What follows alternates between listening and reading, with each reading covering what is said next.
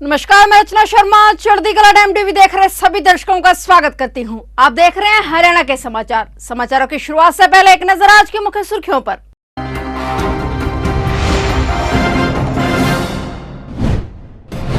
कैथल के बाल भवन में टीचर ने मासूमों के साथ किया जानवरों सा सलूक। छोटे छोटे बच्चों को बेरहमी से पीटने का वीडियो आया सामने।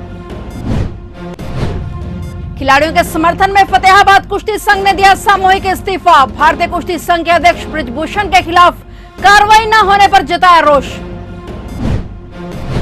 कैथल पुलिस ने 2 कैफे पर की छापेमारी। 11 युवक और 8 युवतियों को लिया हिरासत में। भारी पुलिस बल के साथ सभी युवक युवतियों को महिला थाने लेकर पहुंची पुलिस।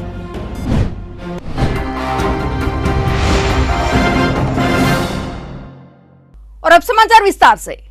कैथल के बाल भवन में एक टीचर का छोटे छोटे बच्चों को बेरहमी से पीटने का वीडियो सामने आया है। तस्वीरों में साफ नजर आ रहा है कि टीचर किस तरह से छोटे छोटे बच्चों को बेरहमी से पीट रही है। वहीं वीडियो आने के बाद एक बच्चे की मां ने थाना सिविल लाइन में लिखी शिकायत दी है। शिकायत के अनुसार उसकी 2.5 साल की बच्ची बाल भवन के कक्ष में जाती है। वहां नियुक्त कविता नामक टीचर सभी बच्चों के साथ जानवरों जैसा सलूक करती है। यह टीचर बात बात पर बच्चों को पीटती है, फर्श पर पटक कर मारती है और उनके गाल व कान खींचती है। शिकायतकर्ता महिला ने बताया कि उन्होंने अपने बच्चों को बाल भवन में इसलिए डाला था ताकि वह कुछ सीख सके, लेकिन वहां की स्थिति बहुत ही भयानक है। एक बच्चे की मां ने रोते हुए अपना दर्द बताते हुए कहा कि उनकी बच्ची डरी सहमी सी आती है। जब भी वो उसे बाल भवन छोड़ने जाते हैं तो टीचर को देखकर उनसे लिपट जाती है और बाल भवन में जाने से मना करती है। इस बारे में पहले भी कई बार बच्चों के पेरेंट्स ने डीसीडब्ल्यू में शिकायत की, लेकिन उन्होंने कोई कार्रवाई नहीं की।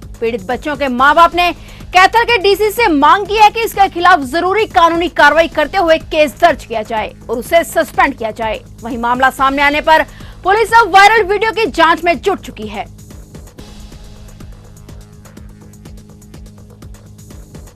दिल्ली के जंतर मंदिर पर पिछले 12 दिनों से अंतर्राष्ट्रीय पहलवान भारतीय कुश्ती संघ के अध्यक्ष के खिलाफ धरना दे रहे हैं। धरना स्थल पर खिलाड़ियों के समर्थन में अभी तक कई सामाजिक संगठन व राजनीतिक दल आ चुके हैं। इस मामले में पहली बार खेल से जुड़े कोई संस्था खुलकर पहलवानों के समर्थन में आई है। फतेहाबाद कुश्ती संघ के सभी पदाधिकारियों ने खिलाड़ियों के समर्थन में आते हुए अपना सभी ने त्याग पत्र दे दिया है। सामूहिक त्याग पत्र में पदाधिकारियों ने भारतीय कुश्ती संघ के अध्यक्ष ब्रिजभूषण शरण के खिलाफ कार्रवाई न होने पर रोष जताया है। साथ ही उन्होंने महिला पहलवानों के यौन शोषण केस में सुनवाई न होने पर दुख व्यक्त किया। उन्होंने नाराजगी जाहिर करते हुए कहा कि विश्व पटल पर देश का नाम गौरवान्वित करने वाले खिलाड़ियों की यह दुर्दशा सहन नहीं हो रही है, इसलिए पूरी इकाई को आज भंग किया जा रहा है। उन्होंने कहा कि ऐसी घटनाओं के बाद बच्चे, खासकर बेटियां आगे नहीं बढ़ पाएंगी, उनका मनोबल टूट जाएगा, खेल व खेल से जुड़ी संस्था पर से उनका विश्वास उठ जाएगा।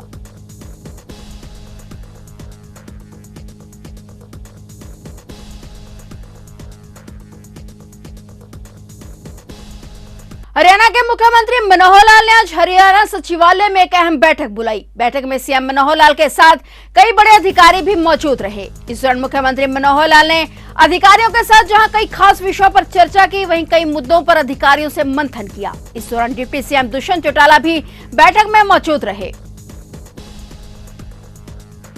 हरियाणा के गृह एवं स्वास्थ्य मंत्री अनिल विज ने ऑस्ट्रेलिया से वापस आने के बाद अंबाला छावनी के नेताजी सुभाष पार्क में संवाद कार्यक्रम में वहां के अपने अनुभव को साझा किया। अंबाला के लोगों ने उनसे अंबाला की समस्याओं के साथ साथ अपने विचार भी रखे और जिनका विज ने बड़ी शालीनता से जवाब दिया और उनकी समस्याओं को दूर करने की बात कही। यह पहला समय है जब गृह मंत्री विज ने विदेश से आने के बाद अपने अनुभव साझा किए। विज ऑस्ट्रेलिया में गीता महोत्सव में सरकार का प्रतिनिधित्व करने के लिए गए हुए थे।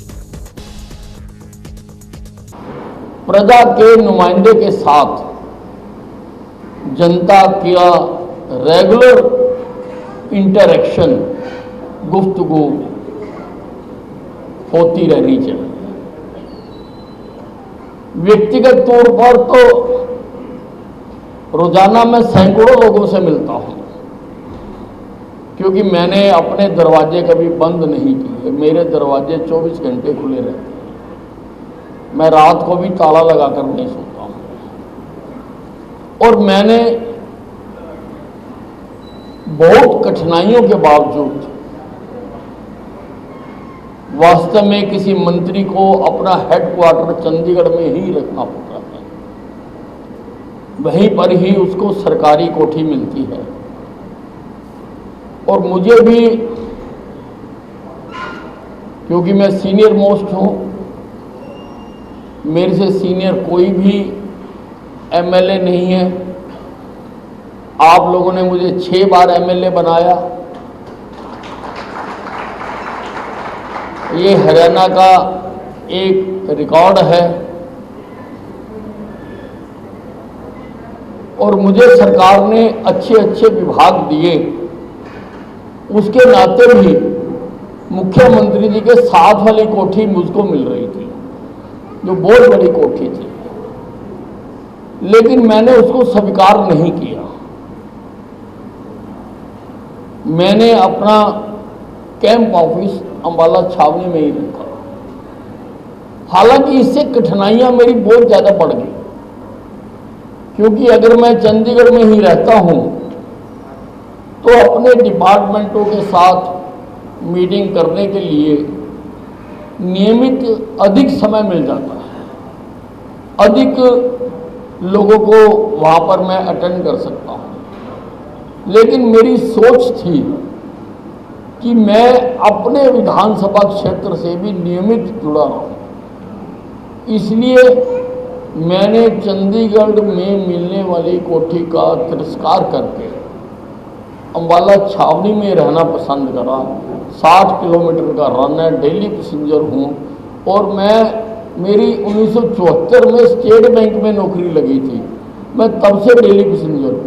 मैं कोई नया डेली पैसेंजर नहीं हूँ, मैं डेली पैसेंजर हूँ। मेरा मतलब ये है कि मैं अंबाला छावनी की जनता के साथ जुड़ा रहूँ, और मैं जुड़ा रहा हूँ।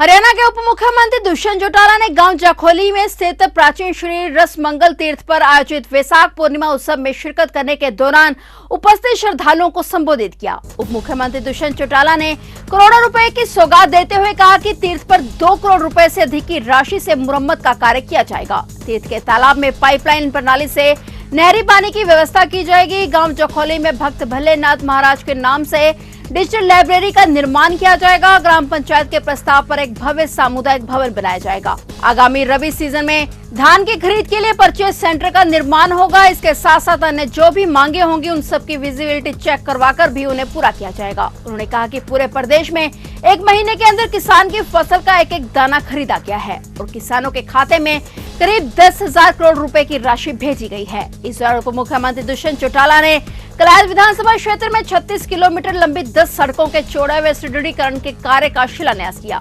इसके साथ साथ कैथल विधानसभा क्षेत्र में 29 किलोमीटर लंबी 13 सड़कों और गुहला विधानसभा क्षेत्र में 23 किलोमीटर लंबी 9 सड़कों के सुदृढ़ीकरण के कार्य का भी शिलान्यास किया गया।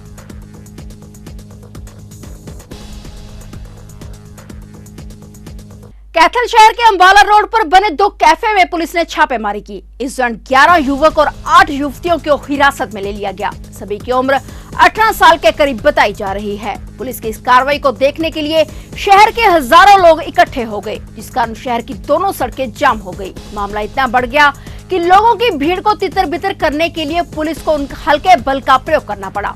उसके बाद भारी पुलिस बल के साथ सभी युवक और युवतियों को महिला थाने में लेकर जाया गया, जहां पर उनसे पूछताछ जारी है। एसएचओ ने बताया कि अब इस पूरे मामले की जांच की जा रही है और संबंधित कैफे से उनके लाइसेंस व अन्य दस्तावेज मंगाए गए हैं। जांच के उपरांत जो भी तथ्य सामने आएंगे उस पर कार्रवाई की जाएगी।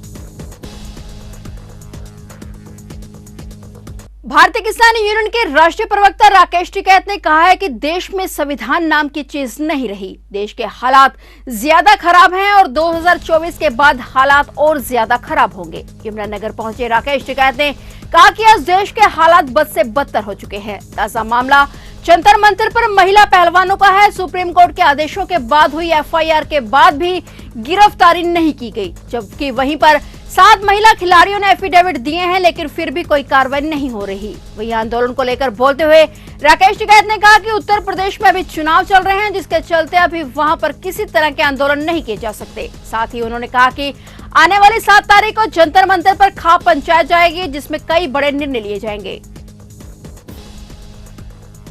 और आपके चैनल के सब लोग वहाँ पे मिलते हैं।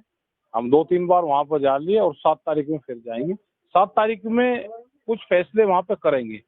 खाप पंचायत वहां पर जा रही और ऐसे मामलों में खाप पंचायत को अगवानी करनी चाहिए। हालात तो देश के बहुत खतरनाक हैं। कानून सत्ता पक्ष के लिए लिबरल कानून है और दूसरा आदमी कोई रहेगा उसके लिए सख्त कानून है। ये तो कानून की हालत हो रही। जिस तरह से धरना दिल्ली में बच्चे भी दे रहे हैं, रिपोर्ट दर्ज सुप्रीम कोर्ट के कहने से होती हो और फिर भी गिरफ्तारी ना होती हो, तो देश में 2 कानून चल रहे हैं। क्या कोई आम आदमी होता, उसकी रिपोर्ट दर्ज होती, पुलिस उसको छोड़ देती? अब तो उसके घर बार तोड़ ताड़ के सब वो करके इनाम घोषित करके उनको पकड़ ले आती। आज भी आदमी खुलेआम घूम रहे हैं, प्रेस में बोल रहे हैं, किस तरह की उनकी भाषाएं हैं बच्चों के प्रति।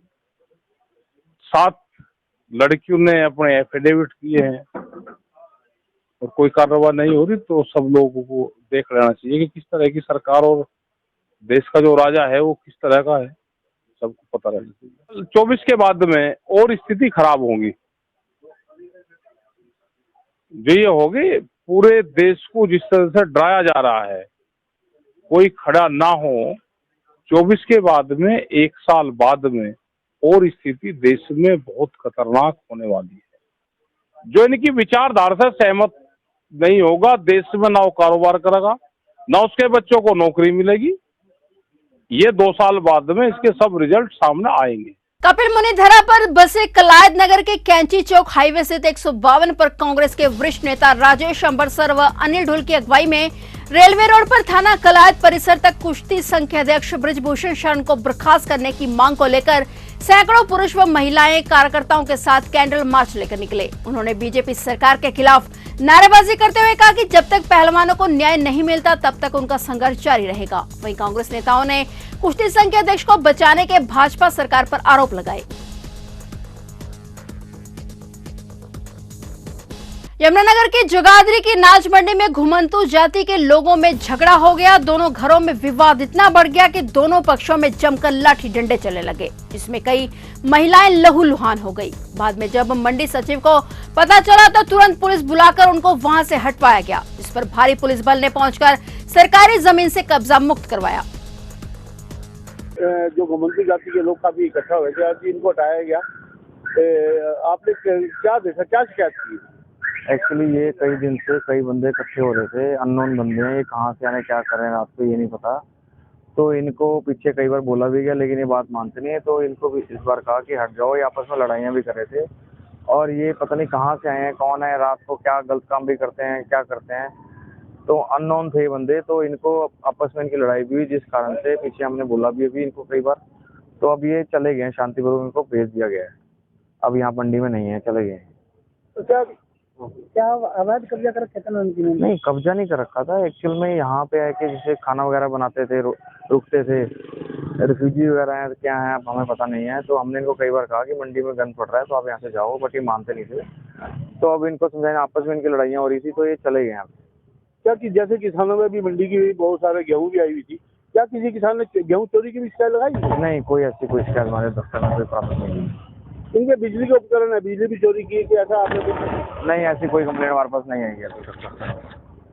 सभी अवैध कब्जे हटा दिए मंडी से आपने? हाँ, कोई कब्जा नहीं है कहीं किसी प्रकार। तो ये थे हरियाणा के समाचार, और नए समाचारों के साथ फिर से हाजिर होंगे। तब तक के लिए देखते रहिए चढ़ती कला टाइम टीवी।